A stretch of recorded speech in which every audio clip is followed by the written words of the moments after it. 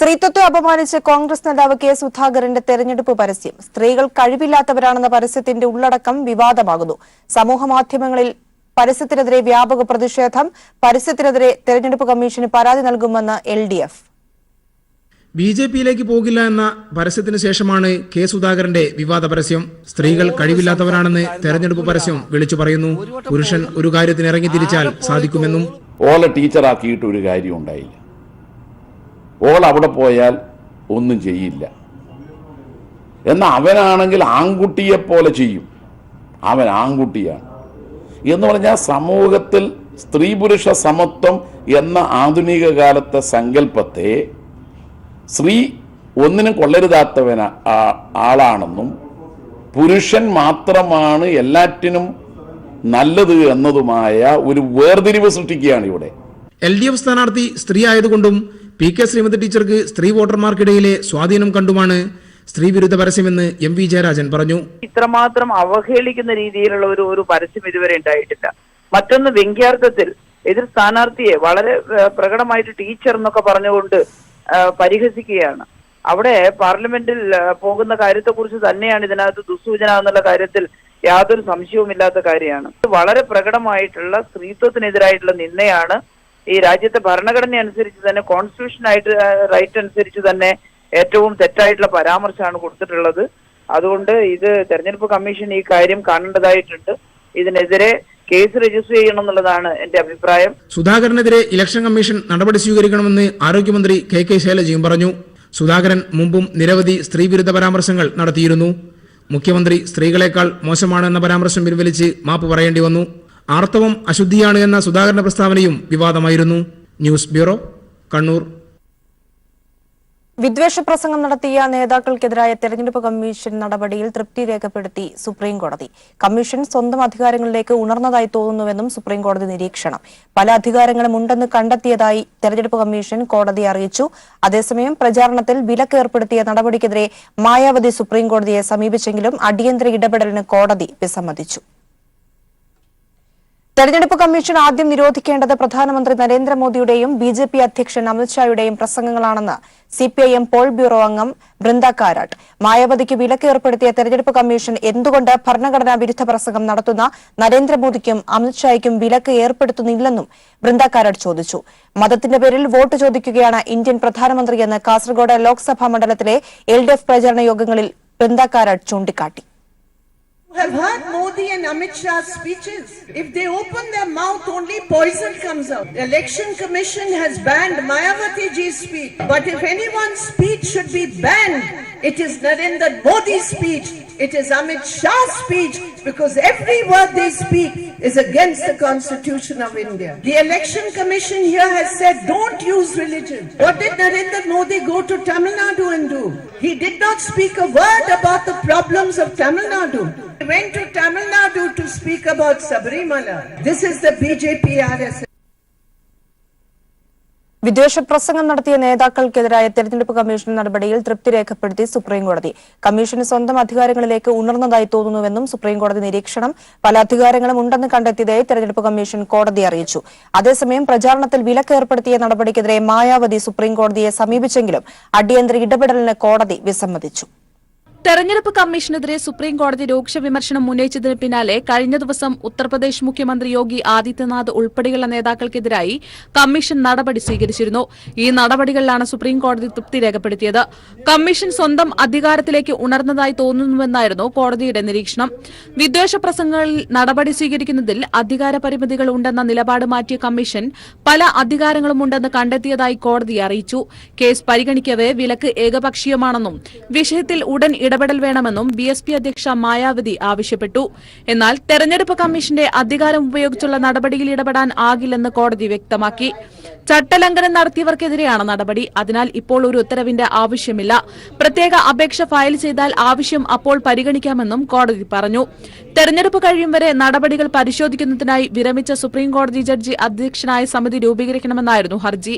ഹർജിക്കാരന് ആവശ്യമുള്ളപ്പോൾ കോടതിയെ സമീപിക്കാനും chief justice അധ്യക്ഷനായ ബെഞ്ച് അനുമതി നൽകി. News bureau, Delhi.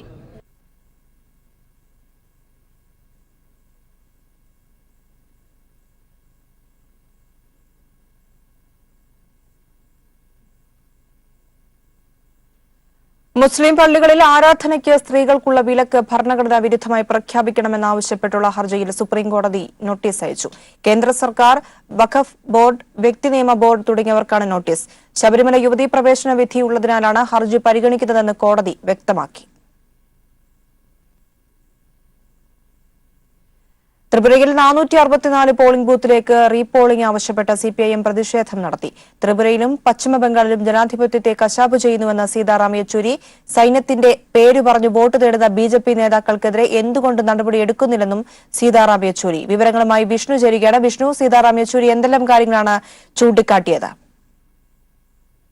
പ്രിയ, കഴിഞ്ഞ ദിവസം സിപിഐഎം ഇലക്ഷൻ കമ്മീഷനെ കണ്ടുകൊണ്ട് ത്രിപുരയിലെ തെരഞ്ഞെടുപ്പിൽ റീപോളിംഗ് നടത്തണമെന്ന് ആവശ്യപ്പെട്ടിരുന്നു. അതായത് ത്രിപുരയിൽ നടന്ന ആദ്യഘട്ട തെരഞ്ഞെടുപ്പിൽ പല ബൂത്തുകളിലും അട്ടിമറി നടന്നു.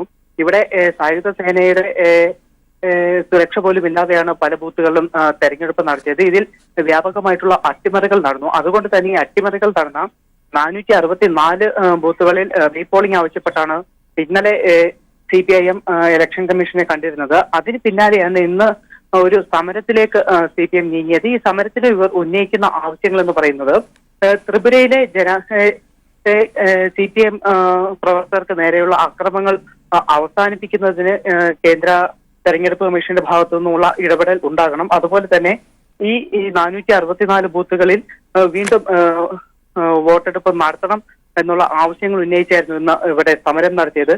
ഈ സമരത്തിൽ പങ്കെടുത്തുകൊണ്ട് CPM general secretary Sitaram Yechury ചൂണ്ടിക്കാട്ടിയ കാര്യങ്ങൾ ഇവിടെ ത്രിപുരയിലും അതുപോലെ തന്നെ പശ്ചിമ ബംഗാളിലും നടക്കുന്നത് ജനാധിപത്യ വിരുദ്ധമായിട്ടുള്ള കാര്യങ്ങളാണ്. പല ബൂത്തുകളിലും പാർട്ടി പ്രവർത്തകരെ വോട്ട് ചെയ്യാമെന്ന പാർട്ടി പ്രവർത്തകരെ മർദ്ദിച്ച് തിരിച്ചയക്കുന്ന സാഹചര്യമുണ്ടായി. അതുപോലെ തന്നെ പാർട്ടി ബൂത്ത് ഏജന്റുമാരെ ബൂത്തിനുള്ളിൽ പ്രവേശിപ്പിക്കാത്ത ഒരു സാഹചര്യമുണ്ടായി. എന്നാൽ ഇതിനെതിരെയൊന്നും നടപടിയെടുക്കാൻ തെരഞ്ഞെടുപ്പ് കമ്മീഷൻ ഇതുവരെ തയ്യാറായിട്ടില്ല. അതുപോലെ തന്നെ യെച്ചൂരി ചൂണ്ടിക്കാട്ടിയ മറ്റൊരു പ്രധാനപ്പെട്ട വിഷയം, പ്രധാനമന്ത്രി നരേന്ദ്രമോദിയും ബിജെപി ദേശീയ അധ്യക്ഷൻ അമിത്ഷാ അടക്കമുള്ളവർ സൈന്യത്തിന്റെയും പേര് പറഞ്ഞും അതുപോലെ തന്നെ വർഗീയത നടത്തിക്കൊണ്ടും വോട്ട് പിടിക്കാൻ ശ്രമിക്കുന്നു. തെരഞ്ഞെടുപ്പ് കമ്മീഷന്റെ കർശനമായ നിർദ്ദേശമുണ്ട് സൈന്യത്തിന്റെ പേര് പ്രചാരണത്തിന് ഉപയോഗിക്കരുതെന്ന്.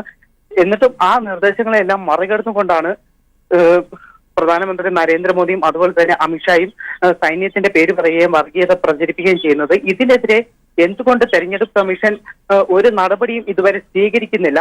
ഇതിൽ ഒരു നടപടി തെരഞ്ഞെടുപ്പ് കമ്മീഷന്റെ ഭാഗത്തുനിന്നും ഉണ്ടാകണം എന്നും ഇപ്പോൾ സീതാറാം യെച്ചൂരി ആവശ്യപ്പെട്ടിട്ടുണ്ട്.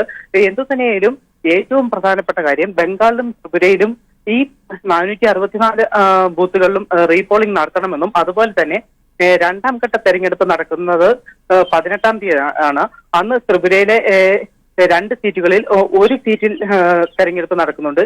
ഈ തെരഞ്ഞെടുപ്പിന് മുന്നേ തന്നെ ഇവിടെ എല്ലാ തരത്തിലുള്ള സുരക്ഷകളും ഉറപ്പാക്കണം. പ്രശ്നബാധിത ബൂത്തുകളിലെല്ലാം തന്നെ അർദ്ധസൈന്യ വിഭാഗത്തെ വിന്യസിക്കുകയും അതുപോലെ തന്നെ CCTV ക്യാമറകൾ അടക്കമുള്ളവ സ്ഥാപിക്കുകയും സുതാര്യമായ ഒരു തെരഞ്ഞെടുപ്പ് നടത്താനുള്ള എല്ലാ ശ്രമങ്ങളും തെരഞ്ഞെടുപ്പ് കമ്മീഷന്റെ ഭാഗത്തുനിന്ന് ഉണ്ടാകണമെന്നും ഇപ്പോൾ CPM ആവശ്യപ്പെട്ടിട്ടുണ്ട്. പ്രിയ, ശരി, വിവരങ്ങളാണ് ദില്ലിയിൽ നിന്നും വിഷ്ണു നൽകിയത്. ഇടവേള. രണ്ടാം ഘട്ട തെരഞ്ഞെടുപ്പിന്റെ പരസ്യ പ്രചാരണം ഇന്ന് അവസാനിക്കും. 12 സംസ്ഥാനങ്ങളിലും പുതുച്ചേരിയിലും ഉൾപ്പെടെ 97 മണ്ഡലങ്ങളിലാണ് വോട്ടെടുപ്പ് നടക്കുക.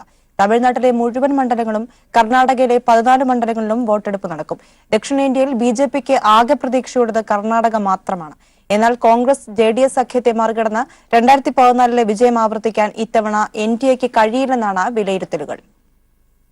തമിഴ്നാട്ടിലെ 39 ലോക്സഭാ മണ്ഡലങ്ങളും കർണാടകയിൽ 28 മണ്ഡലങ്ങളിൽ 14 മണ്ഡലങ്ങളും ഉൾപ്പെടെ 97 മണ്ഡലങ്ങളിലാണ് വ്യാഴാഴ്ച വോട്ടെടുപ്പ് നടക്കുക. ഇതിനു പുറമെ ഉത്തർപ്രദേശിലെ 8 മണ്ഡലങ്ങളും മഹാരാഷ്ട്രയിലെ 10 മണ്ഡലങ്ങളും വടക്ക് കിഴക്കൻ സംസ്ഥാനങ്ങളിലും തെരഞ്ഞെടുപ്പ് നടക്കും. അതോടൊപ്പം ജമ്മു കാശ്മീരിലെ ശ്രീനഗറിലും ഉദ്ധംപൂരിലുമാണ് തെരഞ്ഞെടുപ്പ് നടക്കുക. തമിഴ്നാടും കർണാടകയും വ്യാഴാഴ്ച എങ്ങനെ വിധിയെഴുതുമെന്നാണ് രാഷ്ട്രീയ പാർട്ടികൾ ഉറ്റുനോക്കുന്നത്. ദക്ഷിണേന്ത്യയിൽ BJPക്ക് സാധ്യത കൽപ്പിക്കുന്നത് കർണാടകയിൽ മാത്രം. കർണാടകയിൽ കോൺഗ്രസും JDSും സഖ്യത്തിലാണ് മത്സരിക്കുക. ശക്തമായ പോരാട്ടം നടക്കുന്നത് തുംകൂർ, മാണ്ഡ്യ, ദക്ഷിണ കന്നഡ, ചിക്കബല്ലാപൂർ എന്നീ മണ്ഡലങ്ങളിലാണ്. NDA മേൽക്കൈ നേടുമെന്നാണ് സർവേകളെങ്കിലും 2014 17 സീറ്റ് നേട്ടം ആവർത്തിക്കാൻ NDAക്ക് കഴിയില്ലെന്നാണ് വിലയിരുത്തലുകൾ. ദക്ഷിണ കന്നഡയിൽ നിന്ന് നളിൻകുമാർ കട്ടീനാണ് BJP സ്ഥാനാർത്ഥി. ബംഗളൂരു നോർത്തിൽ നിന്നും DY സദാനന്ദ ഗൌഡയും മാണ്ഡ്യയിൽ നിന്ന് സുമലത BJP സ്വതന്ത്രയുമായാണ് ജനവിധി തേടുന്നത്. അതേസമയം ചിക്കബല്ലാപൂരിൽ നിന്ന് വീരപ്പ മൊയ്ലിയും തുംകൂരിൽ നിന്ന് JDSന്റെ ദേവഗൌഡയും മത്സരിക്കും. മികച്ച വിജയം കൈവരിക്കാനാകുമെന്ന ആത്മവിശ്വാസത്തിലാണ് JDS കോൺഗ്രസ് സഖ്യം. എന്നാൽ കോൺഗ്രസുമായുള്ള സഖ്യത്തിൽ JDSനകത്തു നിന്നുള്ള അസ്വാരസ്യങ്ങൾ തിരിച്ചടിയായേക്കും. സുമലതയും മുഖ്യമന്ത്രി കുമാരസ്വാമിയുടെ മകൻ നിഖിൽ കുമാരസ്വാമിയും മത്സരിക്കുന്ന മാണ്ഡ്യയിലും സഖ്യത്തിലെ അസ്വാരസ്യങ്ങൾ തിരിച്ചടിയായേക്കുമെന്നാണ് സൂചനകൾ. വൊക്കലിംഗ സമുദായത്തിന്റെ വോട്ടുകളാണ് സഖ്യത്തിന്റെ പ്രധാന ലക്ഷ്യം. അതേസമയം തമിഴ്നാട്ടിലെ മുഴുവൻ മണ്ഡലങ്ങളിലും തെരഞ്ഞെടുപ്പ് നടക്കുന്നുണ്ട്. കോൺഗ്രസ് DMK സഖ്യത്തിന് മേൽക്കൈയുണ്ടെന്നാണ് സർവേകൾ സൂചിപ്പിക്കുന്നത്. മായാവതിക്കുള്ള പരീക്ഷണമായ ഉത്തർപ്രദേശിലെ 8 സീറ്റുകളും മഹാസഖ്യത്തിന് നിർണായകമാണ്. എന്നാൽ തെരഞ്ഞെടുപ്പ് പ്രചാരണത്തിൽ നിന്ന് മായാവതിക്ക് വിലക്ക് നൽകിയതോടെ തിരിച്ചടി നേരിടാനുള്ള സാധ്യതകളും വിരളമല്ല. News bureau, Delhi. സാമ്പത്തിക ക്രമക്കേട് നടത്തിയ 36 വ്യവസായികൾ മോദി സർക്കാരിന്റെ കാലത്ത് രാജ്യം വിട്ടെന്ന് സംബന്ധിച്ച് ആദായനികുതി വകുപ്പ്. വിജയ് മല്യ, നീരവ് മോദി എന്നിവർ മാത്രമല്ല, ക്രിമിനൽ കേസ് നേരിടുന്ന പലരും സർക്കാരിനെ വെട്ടിച്ചു കടന്നു. 9 പേർ രാജ്യം വിട്ടത് കഴിഞ്ഞ 3 മാസത്തിനിടെ. ആദായനികുതി വകുപ്പാണ് ഇക്കാര്യം കോടതിയെ അറിയിച്ചത്. കോടികളുടെ സാമ്പത്തിക ബാധ്യത രാജ്യത്തിനുമേൽ അടിച്ചേൽപ്പിച്ച് പറന്നുകളഞ്ഞ വ്യവസായ പ്രമുഖരുടെ ലിസ്റ്റ് വിജയ് മല്യയിലും നീരവ് മോദിയിലും മെഹൽ ചോസ്കിയിലും നിൽക്കില്ല. ഇവരുൾപ്പെടെ 36 പേർ കഴിഞ്ഞ 5 വർഷത്തിനിടെ രാജ്യം വിട്ടെന്ന് ആദായനികുതി വകുപ്പ് ദില്ലിയിലെ സാമ്പത്തിക വിഭാഗം പ്രത്യേക കോടതിയെ ആദ്യമായി അറിയിച്ചു.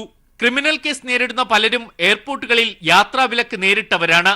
ധനകാര്യ സഹമന്ത്രി ശിവപ്രതാപ് ശുക്ല കഴിഞ്ഞ ജനുവരിയിൽ പാർലമെന്റിനെ അറിയിച്ചതുപ്രകാരം സാമ്പത്തിക തട്ടിപ്പ് നടത്തിയ 27 പേർ കഴിഞ്ഞ 5 വർഷത്തിനിടെ രാജ്യം വിട്ടു. ജനുവരിക്ക് ശേഷം ഇന്ത്യയിൽ നിന്ന് പോയ 9 പേരുടെ കണക്കുകൂടി ഉൾപ്പെടുത്തിയാണ് ആദായനികുതി വകുപ്പ് കോടതിയിൽ 36 പേരുടെ ലിസ്റ്റ് നൽകിയിരിക്കുന്നത്. കാവൽക്കാരൻ എന്നർത്ഥം വരുന്ന ചൌക്കിദാർ പ്രയോഗം നരേന്ദ്രമോദിയും BJPയും തെരഞ്ഞെടുപ്പ് പ്രചാരണമാക്കുമ്പോഴാണ് സാമ്പത്തിക തട്ടിപ്പ് നടത്തി രാജ്യം വിട്ടവരുടെ കണക്ക് ഔദ്യോഗികമായി പുറത്തുവരുന്നത്. ട്വിറ്റർ അടക്കമുള്ള സോഷ്യൽ മീഡിയയിൽ വലിയ പരിഹാസമാണ് മോദിക്കെതിരെ ഉയരുന്നതും. കാവൽക്കാരന്റെ അതിജാഗരൂകമായ കണ്ണുകൾക്കിടയിലൂടെ 36 പേർ സുരക്ഷിതമായി രാജ്യം വിട്ടെന്ന് ചിലർ വിമർശിക്കുന്നു. എല്ലാം കാവൽക്കാരൻ കാണുന്നുണ്ടെന്നായിരുന്നു മുതിർന്ന അഭിഭാഷകൻ പ്രശാന്ത് ഭൂഷന്റെ ട്വിറ്റർ പരിഹാസം. News bureau, Delhi. തെരഞ്ഞെടുപ്പ് കമ്മീഷൻ ആദ്യം നിരോധിക്കേണ്ടത് പ്രധാനമന്ത്രി നരേന്ദ്രമോദിയുടെയും BJP അധ്യക്ഷൻ അമിത്ഷായുടെയും പ്രസംഗങ്ങളാണെന്ന് CPIM പോൾ ബ്യൂറോ അംഗം Brinda Karat.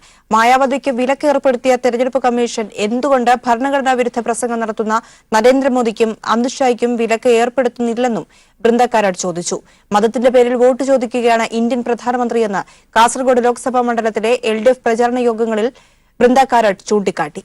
You have heard Modi and Amit Shah's speeches. If they open their mouth, only poison comes out. The Election Commission has banned Mayawati ji's speech. But if anyone's speech should be banned, it is Narendra Modi's speech. It is Amit Shah's speech, because every word they speak is against the Constitution of India. The Election Commission here has said, don't use religion. What did Narendra Modi go to Tamil Nadu and do? He did not speak a word about the problems of Tamil Nadu. He went to Tamil Nadu to speak about Sabarimala. This is the BJP RSS. Malappuram കൂട്ടിലങ്ങാടിയിൽ tanker ലോറിയും goods ഓട്ടോയും കൂട്ടിയിടിച്ച് 3 മരണം. 3 പേർക്ക് പരിക്കേറ്റു. ഇതര സംസ്ഥാന തൊഴിലാളികളായ SK Shabeer Ali, സൈദുൽ Khan, SK Sadath എന്നിവരാണ് മരിച്ചത്. 3 പേർക്ക് പരിക്കേറ്റു. പരിക്കേറ്റവരിൽ ഒരാളുടെ നില ഗുരുതരമാണ്.